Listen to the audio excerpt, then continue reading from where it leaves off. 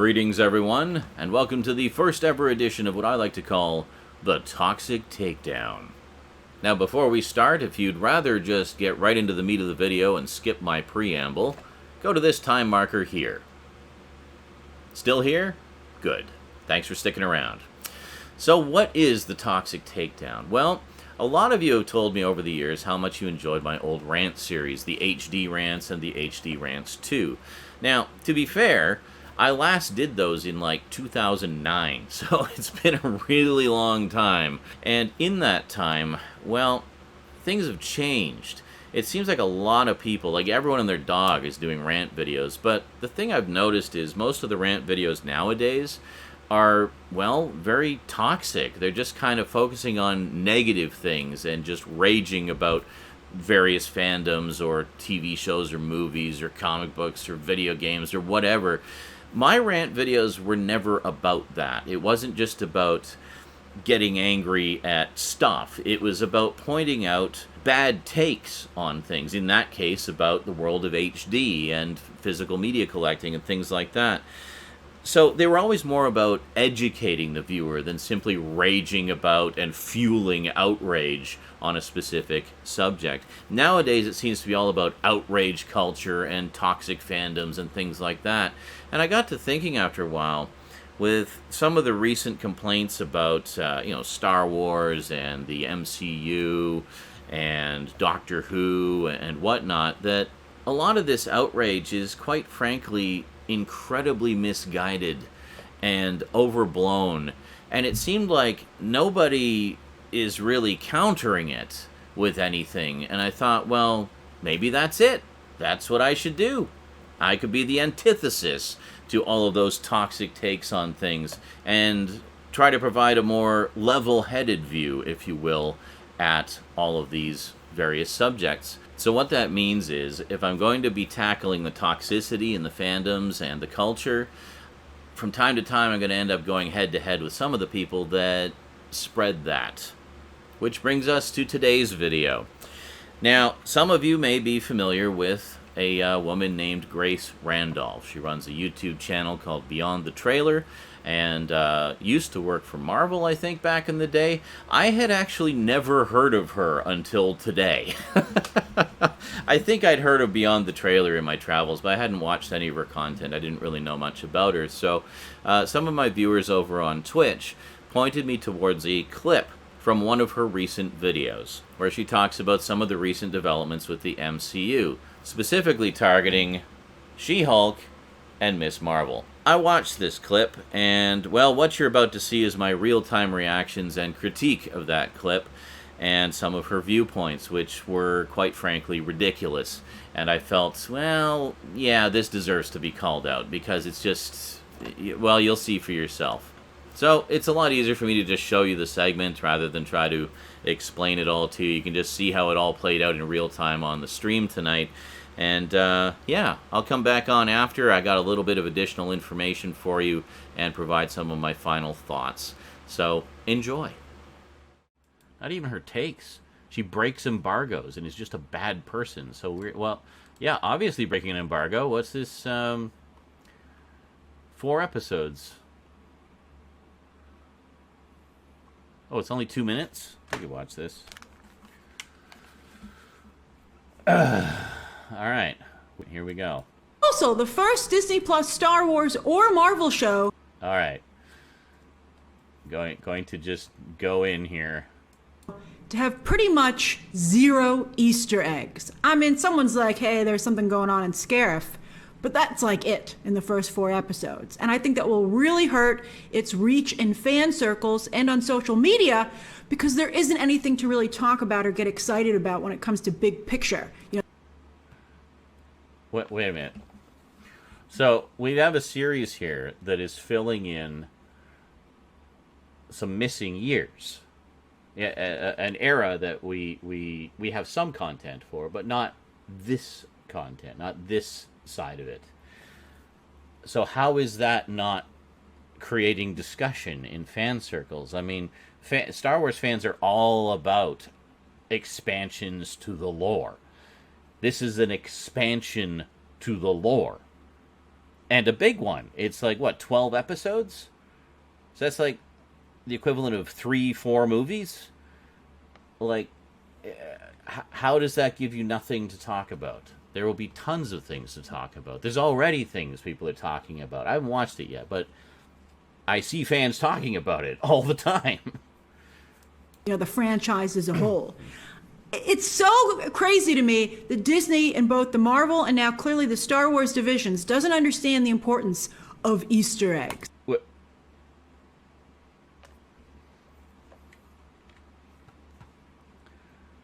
Easter eggs.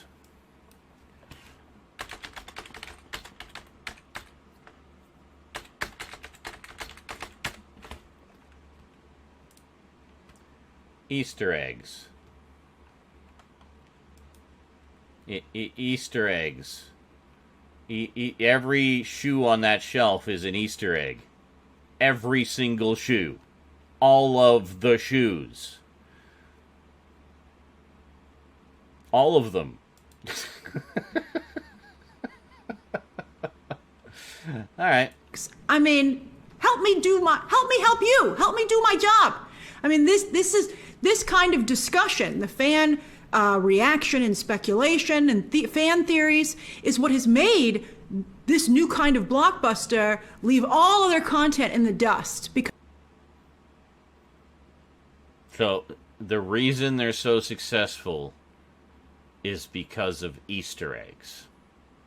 Is that basically her whole argument here? With no Easter eggs, there's no discussion. It's not about the characters. It's not about the story. It's not about how, in the case of both Star Wars and MCU stuff, how each show or movie fits into the overall big picture. No, it's not about that. It's about the Easter eggs, folks. The Easter eggs. Clearly. What have I been thinking? I thought it was about story and character and how faithful, the Marvel ones, how faithful are they to their comic book origins and the comic book characters? That's... I guess I've been watching them wrong this whole time. I don't know. And I love how she specifically cites Miss Marvel and She-Hulk, which are probably the two most Easter egg loaded shows of all of them so far. Like, there's so many Easter eggs, you literally have to step frame through episodes just to be able to spot them all. We were doing that earlier when we were looking up all the stuff from that one She-Hulk episode. I wanted to read all the messages, all the faux, fake names, but not fake messages, apparently, of all the haters in episode 3, in that little montage. And we were step framing. That's Easter eggs. You literally have to step frame in order to find. That's Easter eggs. Anyway. Because of the conversations it's able to generate. And the fact that Hollywood seems unaware of that, because, you have the same problem over with DC that Warner Brothers is trying to build, and I think also a little bit with Harry Potter, is incredible to me. Wait a minute. Harry Potter Easter eggs? What the hell Easter eggs is Harry Potter going to reference? Itself? It's one singular series of movies and a couple of spin-offs. Biggest Easter egg of all. Oh, Dumbledore's in the new Fantastic Beasts movie. Young Dumbledore.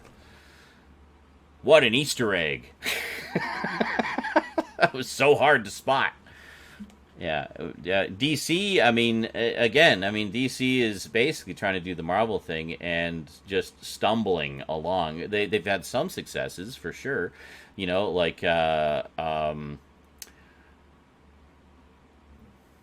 had some successes. Well, Shazam and the Birds, the not the first Suicide Squad, but the latest one, Birds of Prey. They've had the new Batman movie, but that's not connected to the DC universe. The Flash one looks good if Ezra Miller wasn't such a trash fire, but they're going ahead with it anyway. Aquaman was good, Wonder Woman was good, so they've had some good ones, but they're having problems right now. But that's a whole other story. That they would just so not know their own product and why it's been so successful. Kevin Feige, I thought knew it, but yet, how do you explain the lack of Easter eggs on She-Hulk and Ms. Marvel? Okay, just Google search. Let's just do a random Google search. Oh, look, I was looking up some She-Hulk stuff. It's coincidental. She-Hulk Easter eggs. Oh, look at that. There's a whole article about just the Easter eggs in episode 6. Oh, look at that. Every MCU Easter egg in She-Hulk explained. Just Jen and a zillion cameos and references. Loaded, overloaded almost, with Easter eggs. Just everything. Easter eggs. Got Cheetos the Chopsticks, Sicarian Class 8 Courier Craft. You have a Led Zeppelin reference, an Iron Man helmet. You got Natasha's lullaby that she does to the Hulk. You got Who's Your Friend Who Likes to Play, which is basically a take on Inside Out. You got, and then that's episode 1, and then episode 2, even more. Episode 3, even more. Episode 4, even more. It just goes and goes and goes and goes and goes. And what about Ms. Marvel? 2-second Google search. Let's see. Oh, look at this. Miss Marvel, just 30, just a mere 30 of the Easter eggs in Miss Marvel. And the end credits and that game-changing reveal. There we go. So this is from Complex.com. We got the new Marvel logo. The Marvel logos alone have a shit ton of Easter eggs in them. You got Ant-Man and everybody in YouTube, Sloth Baby Productions. You got, just look. It just goes and goes and goes and goes and goes and goes and goes. How many fucking Easter eggs do you think a show needs to have? They didn't have to have any of these. They didn't have any of them. You watch Moon Knight? You want a show that's lacking Easter eggs? Look at Moon Knight. But you know what? Didn't matter. It was a great show. Everybody was talking about it. I went and bought all the comics because I love the show so much.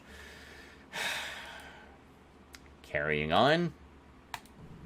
It should be a mandate. I mean, I can understand some creatives being like, I don't want a mandate.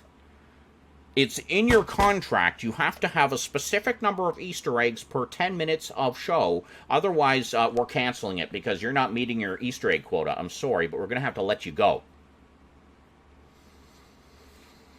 want to do that. And I'd be like, tough.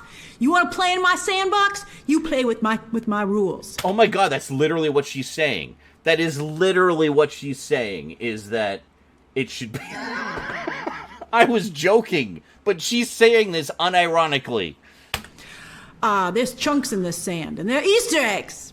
Why else would we dig in the sand? Surely not for a clam bake.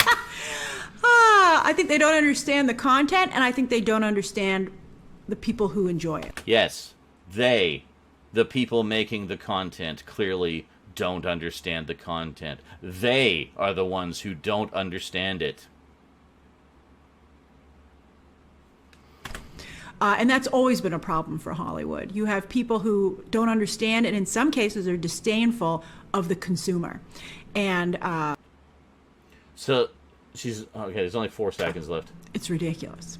All right. So anyway, as I said, this is... Yeah. Well, thoughts on that? Well, I mean, I kind of gave you my thoughts as we went, but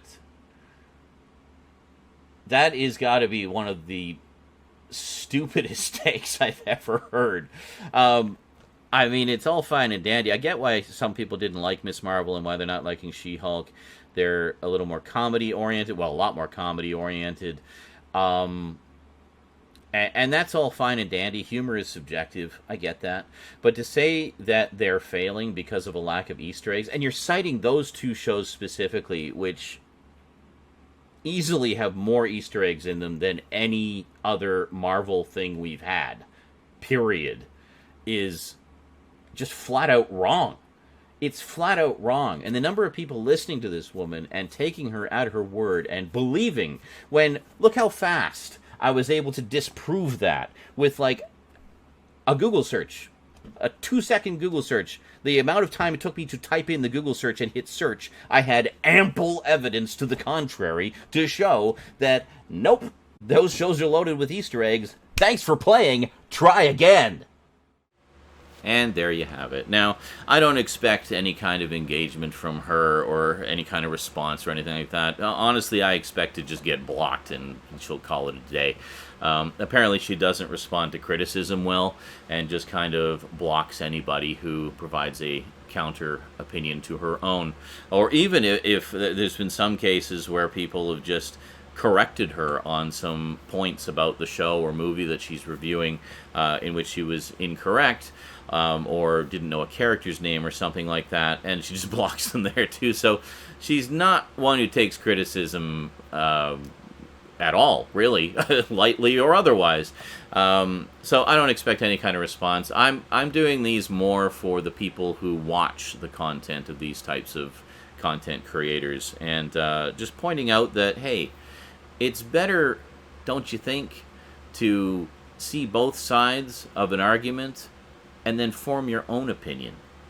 Don't parrot me, don't parrot her, watch both sides and form your own opinion. And that's it. So, further to that, if you check the description down below, you will find links to her original video on the Beyond the Trailer YouTube page, as well as a link to the original Twitter thread that I saw the original clip in, and you can see all the responses there and engage in the conversation there if you like. In addition to that, I've included links to all of the articles that I found in the clip, the ones where I found all the Easter egg articles about both Ms. Marvel and She-Hulk, and just to be thorough, I found a few more in there that you might find interesting. So what my intention is with these is, much as it was with the old HD rants, is to try to inform and encourage a little more critical thinking, rather than just kind of taking a lot of these misguided viewpoints at face value and going no further with it. And of course, in the interest of fair play, I made sure to include links to all of her content that is related to what we talked about today. And anytime I decide to go head-to-head or tackle a specific content creator or reviewer or what have you in that way, I'll make every effort to do so because I believe in being fair. So I've given you a lot of information kind of as a jumping off point, a lot of links you can check out, and I look forward to your comments. Now, as this is the first edition of the Toxic Takedown, I do have some subjects in mind that I'd like to tackle in future episodes, but by all means, leave comments down below about some subjects you might like to see me take on, and I'll be happy to cherry pick the best of the best, and, well, you know, the ones that I have the most to say about, I guess. Anyway, that's it from me to you for now. Thanks for watching, and I'll see you next time.